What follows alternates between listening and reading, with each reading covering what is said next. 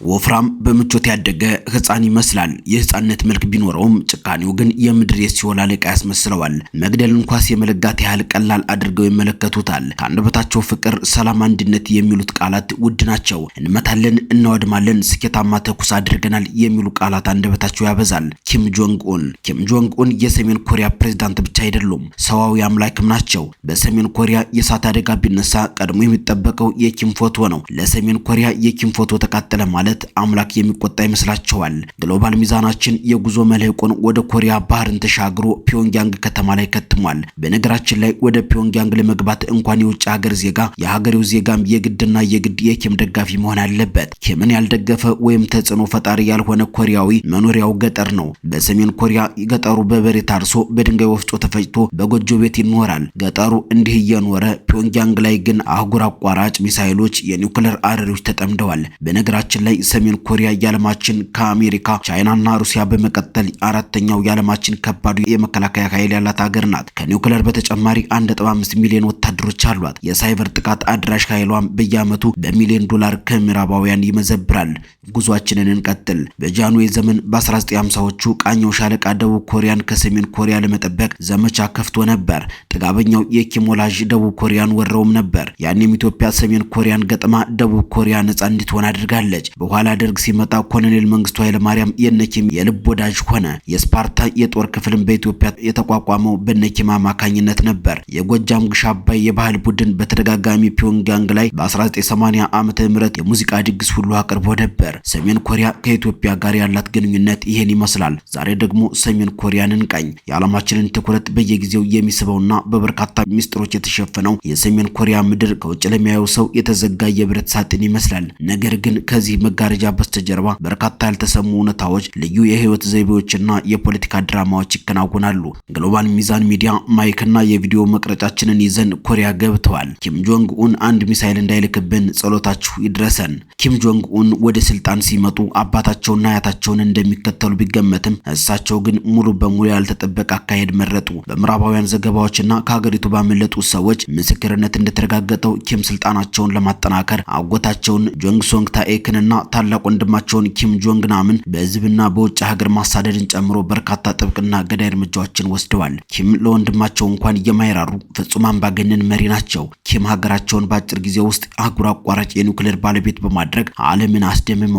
ይህ ጦረኛ ባህሪያቸው ሀገሪቱን በከባድ የኢኮኖሚ ማዕቀብ ውስጥ ቢጥላትም ለስልጣናቸው ዋስትና አድርገውታል። ከ6 ዓመት በፊት ከአሜሪካ ፕሬዝዳንት ዶናልድ ትራምፕ ጋር ፊት ለፊት ተገናኝተው ለመደራደር የወሰኑት ውሳኔ በታሪክ የሰሜን ኮሪያ መሪዎች ያላደረጉት ደፋር እርምጃም ነበር። ኪም የሀገሪቱን ዋና ከተማ ፒዮንግያንግ ለራሳቸው ደጋፊዎች የሰጡ መሪ ናቸው። የሀገሪቱ ዋና ከተማ ፒዮንግያንግ የሀብታሞችና የፖለቲካ ሊቃን መኖሪያ ነች። በከተማዋ የሌሊት የመብራት አቅርቦት እጅግ ዝቅተኛ በመሆኑ ከጠፈር የሚነሱ የሳተላይት ምስሎች ፒዮንግያንግን በጨለማ የተዋጠች እንደሆነች ያሳያሉ። ኪም 25 ከመቶ የሀገሪቱን በጀት ለመከላከያ ስርዓቱ ያውላሉ። መብራት፣ ውሃ፣ እርሻ ለዜጋው ለማድረስ አይሰሩም። ኪም ውሏቸው ስለ ጸጥታ ሲያቅዱ፣ ሲያስተክዙ፣ ሲዝቱ ነው። ካፋቸው የሰላም ወሬም ተሰምቶም አያውቅም። ማንኛውም የሰሜን ኮሪያ ዜጋ በፒዮንግያንግ የመኖር መብት የለውም። በከተማዋ ለመኖር መንግስታዊ ፍቃድና ልዩ ታማኝነት ያስፈልጋል።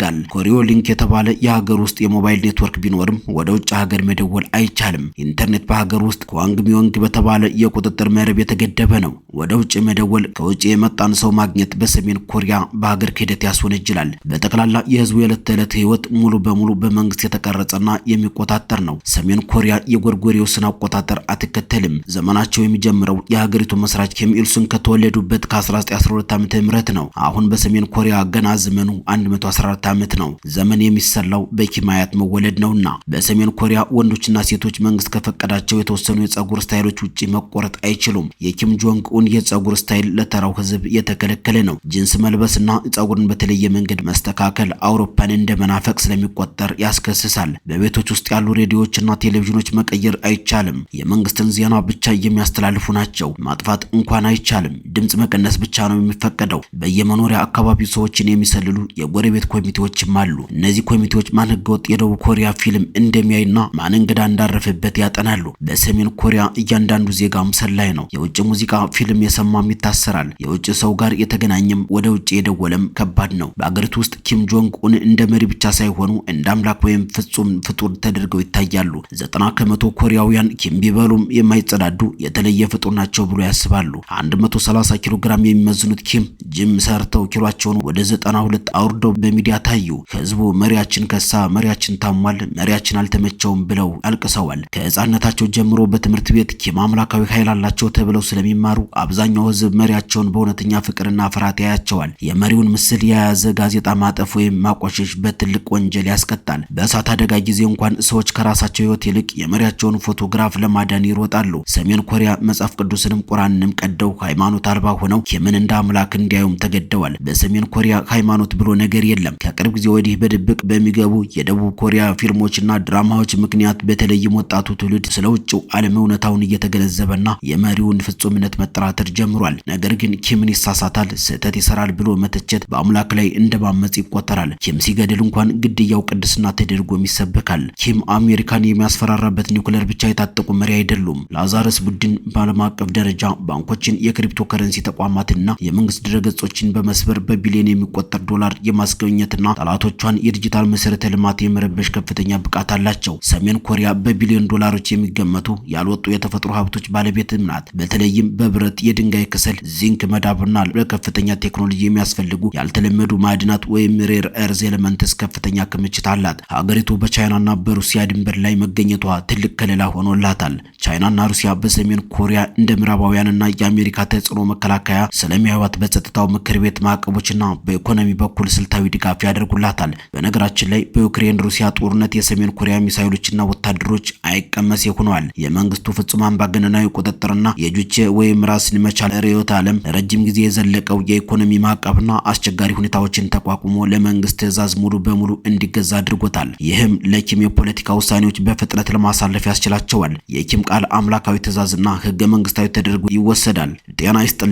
አብሮነታችሁን ከግሎባል ሚዛን ጋር ስላደረጋችሁ በእጅጉ እናመሰግናለን። ሌሎች አስገራሚ አስደናቂ ዝግጅቶች እንዲደርሷችሁ ቻናሉን ሰብስክራይብ እንድታደርጉት እየጋበዝን በሌላ ዝግጅት እስከምንገናኝ በቸር ቆዩ።